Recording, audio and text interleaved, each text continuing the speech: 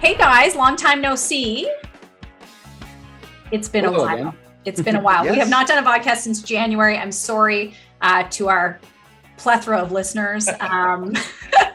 We had lots going on. Obviously, The Mighty Women was super exciting the first time we had done that. So if you haven't read it yet, go check it out on the site. We've got 10 amazing female identifying people to tell you about who've just been rocking our industry. So we've been super busy and excited to present that. But we're back now with Message in a Vodcast. So super exciting. And I think what we're going to do is switch things up a little bit. And I'm just going to ask you guys to tell me about something noteworthy that you've seen in the last, I usually say the last couple of weeks. We could now literally say the last couple of months. But Powell, do you want to start? Yeah. Sure. And this is actually fairly recent, but I wanted today to talk about the Oscars. And no, not specifically that part of the Oscars. Right, what happened to the Oscars? Did something happen at the Oscars? Huh. I don't think so. I can't think of anything that stands out. I think that sort of outside of the Super Bowl, the Oscars are kind of one of those big major launch platform for brands. And you tend to see a lot of sort of new work, a lot of high profile work that comes into the market. And that was the case again this year. And for me personally, it was a couple of ads from companies in the financial services category that stood out. And that's not usually the category you would associate with sort of glitzy, glamorous advertising. And yet it was two ads from Scotiabank and Wealthsimple that were kind of the ads that I sort of noticed and stood out for me personally. The first was early adopters from Wealthsimple, which was basically sort of poking fun at sort of quote unquote crypto skeptics. And they did so by comparing crypto to another revolutionary idea, which was the wheel. Basically, it showed early men and women reacting with skepticism to the wheel and downplaying its significance. And it was just done in a fun, engaging manner. We've seen how some brands like Crypto.com, as an example, have alienated some consumers with ads like Fortune Favors the Brave with Matt Damon. I don't know if you guys saw that, but yes. It kind of took a stance of basically sort of portraying people who were skeptical or unwilling to adopt cryptocurrency as being timid or meek. I don't know how, I'm not sure how I really feel about NFTs and crypto at this point, but I know that I'm probably far more likely to respond to advertising that doesn't make me feel like a weakling if I'm not enamored with it. So, so that Wealthsimple ad, like I said, it was highly fun, engaging. It's funny, but it gets close to making fun of people too. It's kind of on the cusp of it, but it does so, it does so in a way that's playful. It doesn't make, if you watch that Matt Damon ad, it literally makes you feel like if you're not on board the crypto train, you're it's not funny. And the fact that it's Matt Damon, who's already, a multi-millionaire, the whole thing I feel like did fall a bit flat. But I do think the Wealthsimple it's a little more tongue in cheek. And I think the key is the audience is a bit more in on it, whereas and then at the I guess you could call it the other end of the financial spectrum from Wealthsimple is Scotiabank with its ad Bad Advice. Scotiabank is no one's idea of a sort of a revolutionary company. They're one of the big five. They've tended to be sort of staid and they're just part of the Canadian financial landscape. But I thought Bad Advice, which is basically, I think there was a 60-second ad that ran during the Oscars, basically showing everyone, showing people giving friends, coworkers, sons, daughters, etc., bad advice on everything from NFTs to a golf swing to barbecuing. In one instance, as a guy sort of sidles up to another man in a elevator to ask him if he knows about NFTs. Just funny, engaging, humorous, which is kind of sometimes what you want from advertising. I interviewed John Rocco, Scotiabank's VP of Marketing for Canadian Banking, and he told me that the goal for Scotiabank was for creativity to be a differentiator. I think this is a really sort of salient point. He said that part of the emphasis here is moving away from banks and banking and products and features to life and living. And I kind of think you're seeing that manifested more and more in bank advertising. Wealthsimple and Scotia. Do we know which agencies worked on either? Rethink was Scotiabank, and Wealthsimple tends to do its work in-house. Nice. Yeah. Interesting. Yeah. Very cool. Thanks, Chris. David Brown, anything noteworthy you've seen? Yeah. Yes. One I want to talk about, it's a couple weeks old, but it's certainly worth talking about because it's clearly quarter of the way through the year. It's the biggest story of the year so far. And that was the shocking news about Rogers pulling the plug on Theo. That was the agency WPP created for them. And they moved most of the creative account to Sid Lee. This was, I said, it was a big story. It got a ton of interest. A lot of people, I think, were talking about it.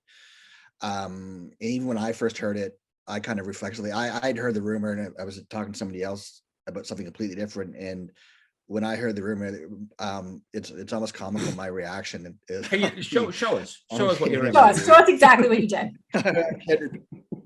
I can't repeat it here. But you were shocked by this. But it was, yeah, absolutely I was. Because I mean, it was a big deal when they created Theo 2 years ago, not even 2 years ago. And I think a lot of people found it interesting, and clearly a lot of people found it interesting. I think there was a couple of angles here. There was the sort of the huge holding network bending over backwards to create something entirely new for one client, and then the client kills it off less than 2 years later. Then there's the extra layer of just sort of the sensational soap operatic stuff that went on at Rogers, and because it's clearly part of that Rogers battle. It seems like, I mean, that the whole business world was looking at late last year. This was a ramification of that. I think that made the story certainly interesting and relatable to a lot of people. In terms of those working at Theo getting treated this way, a lot of people are sympathetic to that. I think anyone who lost their jobs there. I mean, the account part of it went back to taxi, so hopefully those people kept their job. Part of it, the media stayed with Group M, so hopefully they all kept their job, but probably some people lost their jobs. Obviously unfortunate. I think the key message everyone was saying is they didn't do anything wrong there, so don't feel bad. It's just the way these things go. But the other interesting angle to this, and I think it speaks to maybe a larger trend in the industry that we talked about in our story, but I don't know if we talked about it enough. And that's sort of the larger trend, as I said, and sort of the in the industry, and even the almost philosophical question about how you do marketing better. So just to rewind and recap, what Rogers did is they put together everything, creative and media, all parts of the sort of the communications into one agency. They pulled it all together into one agency brand. But now what they've done in here is they've pulled it apart again. Media and creative are no longer together, and that felt like a big deal to me. And I think, Devin McDonald, who was CEO of Mindshare at the time when they put it together, he said at the time, media and creative have been separated for way too long. By combining our teams into a single force for Rogers, we'll be able to create more interesting, relevant, engaging work. That was 2 years ago. Now, not. Now it's the exact opposite again, going back to the way we used to do things. So I think that's interesting. I don't have an answer, obviously, for what's right, but the move sort of makes the unequivocal statement that Rogers does not want to do that anymore. Creative is at one agency, and media is at another holding company altogether. So I think that's interesting. As I said, we don't know exactly have an answer about where this is going, but I think in some ways, Dave, and I wonder if you think this as well. I think it's interesting because at least my assumption, my uneducated assumption was, when they brought everything in-house together, partially it was for some sort of opportunity to have some sort of cost savings. If you bring it, into one place. 100%. So the fact that after 2 years, either the cost saving wasn't significant enough, or there was another issue that was significant enough that they put it back to sort of the old model, I think sort of says something. I think you've got a point with, the industry. That's all we've done for, the last 10, 15 years is just, sort of reduced the number of cost centers. Yeah. And at the time, they were talking, it was about the sort of the integrated consumer journeys, and that's important. And I think it does make sense to have creative talking to media much sooner. But that you also think that was probably more likely. It was more about chasing efficiencies and figuring out ways to cut costs, maybe rather than creating the best product.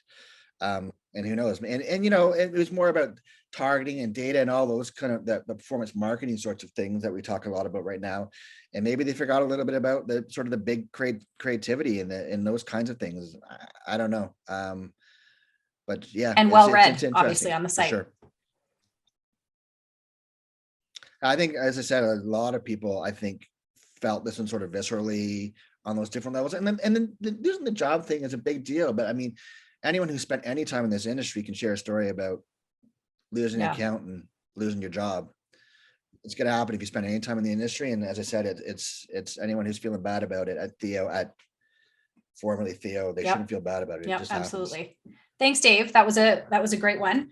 The one thing we are going to bring back, guys, is our pop culture pop quiz. And I don't know about you, but the thing that has been dominating my pop culture universe for the last 2 weeks is Bridgerton. I thought you guys might have actually guessed it. I've actually referenced it in my Monday newsletters. Yes. Yeah. No. I've moved right on from that. I feel like it's time to move on from that. But no, it is Bridgerton.